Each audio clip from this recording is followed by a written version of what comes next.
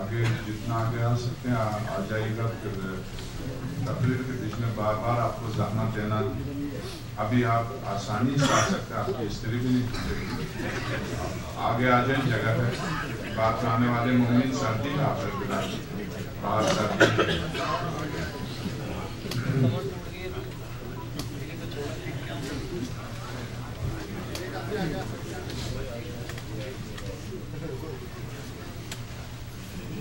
ایک سورہ فاتحہ کی درخواست ہے.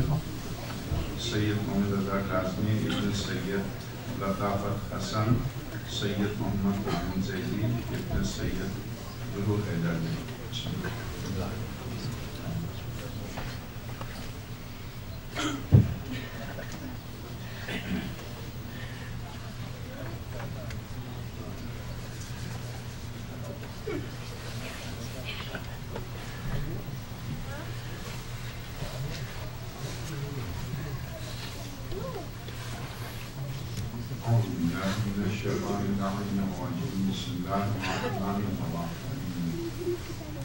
الحمد لله رب العالمين نعمته ولا إله إلا الله إخلاصا لوحدانيته.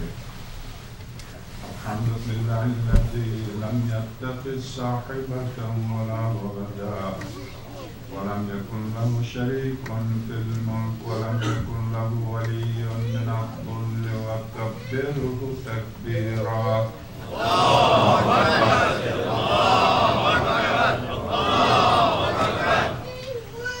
ثم الصلاة والسلام على أشرف الأولين والآخرين خاتم النبيين الذي دنا فتدلى فكان قاب قوسين وادنى. حبيبنا وحبيب إله رب العالمين أبي القاسم محمد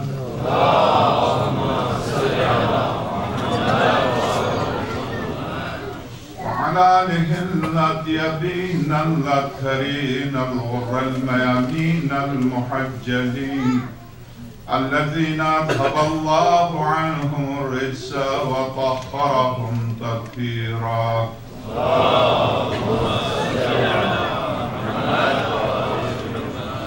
واللعنة الدائمة على أعدائهم أجمعين من أول يوم ظلمهم إلى لقاء يوم الدين. أما بعد فقد قال الحكيم بسم الله الرحمن الرحيم. يا أبت إني رأيت 11 كوكبا والشمس والقمر رأيتهم لي ساجدين.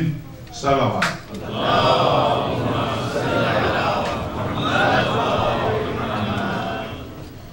پانچ منٹ میں آپ کے اسکول کے موضوع پر آپ سے جو اسلامی احکام ہیں ان کے متعلق آپ کی خدمت میں بلکہ 5 منٹ سے بھی کم.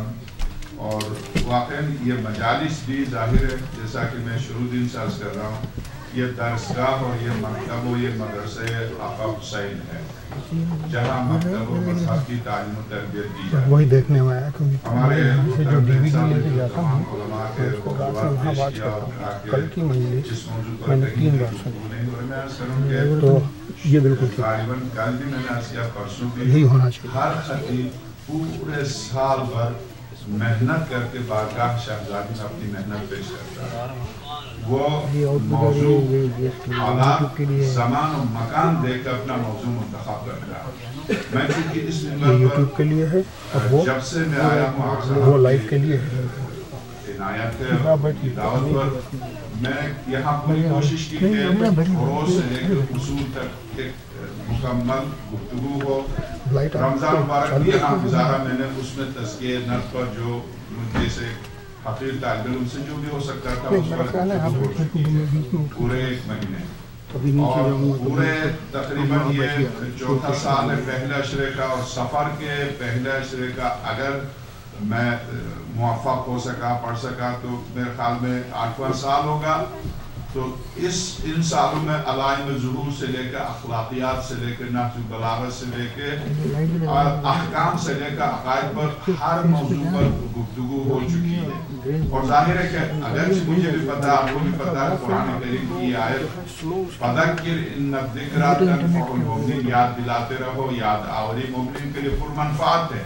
چونکہ اب بھول جاتے ہیں تو یاد دلانا قرآن کریم کی روش، قرآن کریم کی سنت ہے یاد دلانا، مگر جو نہیں بھولتے ان کے لیے وہ تکرار ہے، تو وہ تھک جائیں گے. کہ ہر سال جب جاتے، میں نے عرض کیا کہ ایک خطیب، بہت بڑے خطیب ہیں، آپ سب جانتے ہیں، دبئی میں میرے بعد میں پہلا اشر پڑھتا تھا اور دوسرا اشر پڑھنے کے لیے وہ تشریف لاتے تھے. سامنے سے ایک مومن اٹھے، اتفاق سے اس دن میں مجلس میری جلدی تھی، پڑھ کے آ گیا تھا. ضروری نہیں کہ میں اگر خطابت کرتے ہیں ابا ماما پہننا ہے تو مجھے مجلس میں نہیں جانا، بلکہ مجھے سب سے پہلا جانا چاہیے اگر میں فارغ ہوں. تو مجلس میں جا کے بیٹھ گیا تھا، ایک مومن اٹھے، انہوں نے کہا قبلہ اس دفعہ نئی مجلس ہو جائے. یعنی انہوں نے ساری مجلسیں یاد کر لی تھی. تو اب ظاہر ہے کہ جو یاد کر چکے ہیں وہ بیچارے تھک جاتے ہیں. وہ بھی خطیب تھے، انہوں نے کہا میاں جس دن آپ نماز میں سورہ ہم کی جگہ دوسری لے کے آؤ گے، میری بھی تقریر دوسری جائے گا. تو مسئلہ خیر ایک تو یہ ہے اس طرح سے ٹالنا، اور دوسرا یہ کہ واقعاً اور حقیقتاً اس مومن کو دینا کچھ. تو واقعاً اگر دیکھا جائے تو خطیب کی ذمہ داری یہ ہے کہ اس کو کچھ دے. یہ جواب نہیں بنتا کہ سورہ ہم صرف سورہ ہم کی تلاوت کیوں کرتے ہیں، تو اس کا مطلب ہم مجلس میں بھی سورہ ہم اسی سنا دیتے. تو اس طرح سے نہیں ہوتا، مگر چونکہ مجلس اس کا لطف یہی ہے، اور اس مجلس کا لطف یہی ہے کہ بچے سے لے کے 2 سال 3 سال 4 سال گود پہ لے کے آتے ہیں. بچے سو رہے ٹھیک ہے سو رہے، مگر ایک ماحول ان کو مل رہا، ایک ان کو غذا مل رہی ہے. یہاں گود سے، یہی گود میں پلنے والے بعد میں مظاہر بنتے ہیں، یہی گود کے پلنے والے بعد میں حبیب اتنے مظاہر بنتے ہیں، یہی گود کے پلنے والے.